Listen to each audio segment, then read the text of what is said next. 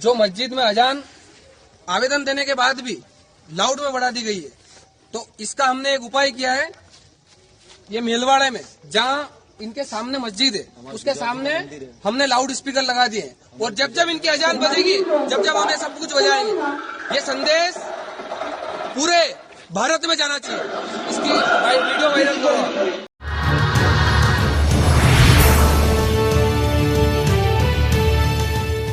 नमस्कार, MMC news में आपका स्वागत है और आपके साथ मैं हूं नेहा हबीब खान। चुनाव को लेकर जब ऐलान हुआ था तब से कहीं ना कहीं नफरतों का जाल बिछाने की कोशिश की जा रही है। लगातार तमाम राज्यों से ऐसी खबरें आ रही है। आपने कर्नाटक को देखा, हिजाब का मामला चल रहा है। आपने कह सकते केरल को देखा, वहां पर भी हिजाब का मामला चल रहा है। वो विवाद अभी बंद भी नहीं हुआ, खत्म भी नहीं हुआ है। लेकिन अब मध्य प्रदेश की बात करती है। मध्य प्रदेश में भी हरिद्वार धर्म संसद का असर देखा जा रहा है, यानी प्रयागराज का भी असर देखा जा रहा है। जिस तरीके से एक नफरत को फैलाने की कोशिश की जा रही है, लगातार उन चीजों पर लोग नजर बनाए हुए हैं। लोगों में एक अफीम का काम किया जा रहा है, एक नशे के तौर पर लोग धर्म के नाम पर टारगेट करते हुए नजर आए हैं। रतलाम में पिछले दिनों एमएमसी न्यूज के जरिए आपने देखा कि एक बुजुर्ग को किस तरीके से पिटाई की जा रही थी, सरेआम उस पर भी किसी तरीके से पाबंदी नहीं लगी। हालांकि बताया जा रहा है कि कार्रवाई की गई है, एफआईआर दर्ज हो चुकी है।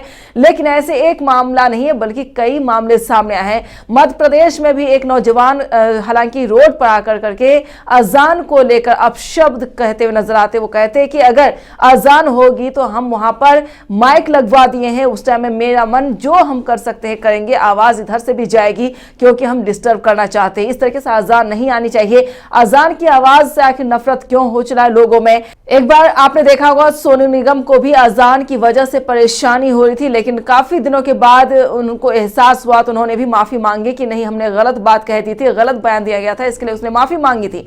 लेकिन जो नफरती लोग हैं वो आज भी उसी हिस्से या नक्शे कदम पर चलते हुए नजर आए हैं। मध्य प्रदेश के इंदौर जिले में ये सामने बात आई है, किस तरीके से रतलाम से ये बातें सामने आई है, उज्जैन से ये सारी चीजें सामने आ रही है कि कहीं ना कहीं मध्य प्रदेश में अभी जो है वो अजान को लेकर, एक समुदाय को टारगेट को लेकर लगातार लोगों में जहर बोने का काम किया जाए। लेकिन ये सब उग्र अब हुआ है चुनाव से पहले।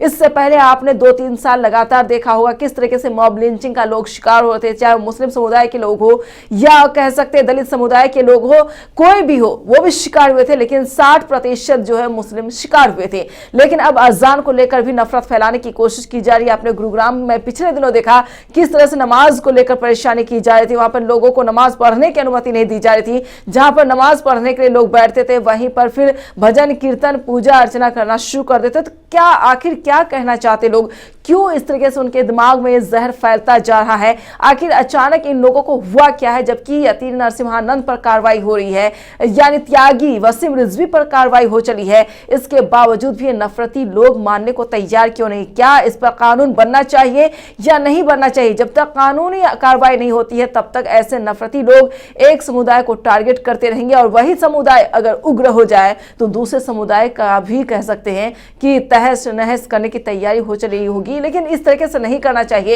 एकता भाईचारे के साथ एक देश में आप रहते हैं, हिंदुस्तान के सरजमी पर हर कोई रहने की जिम्मेदारी निभाता है। हर कोई रहते हैं या हर वर्ग के लोग होते हैं, हर तबके के लोग होते हैं, अच्छे हो या बुरे हो या फिर कोई भी, हर तरह के लोग होते हैं, चाहे वो हिंदू हो, मुस्लिम हो, सिख हो, ईसाई हो। लेकिन एक दूसरे के साथ भाईचारा बनाए रखें, क्योंकि सियासतें आती और जाती रहेंगी, राजनेता बदलते रहेंगे, लेकिन आपस का भाईचारा बदलने की कोशिश न करें, उसमें जहर न घोलें, क्योंकि परेशानी बढ़ सकती है। फिलहाल इतना ही। देश दुनिया की तमाम खबरों के लिए बने रहिए एमएमसी न्यूज के साथ। नमस्कार।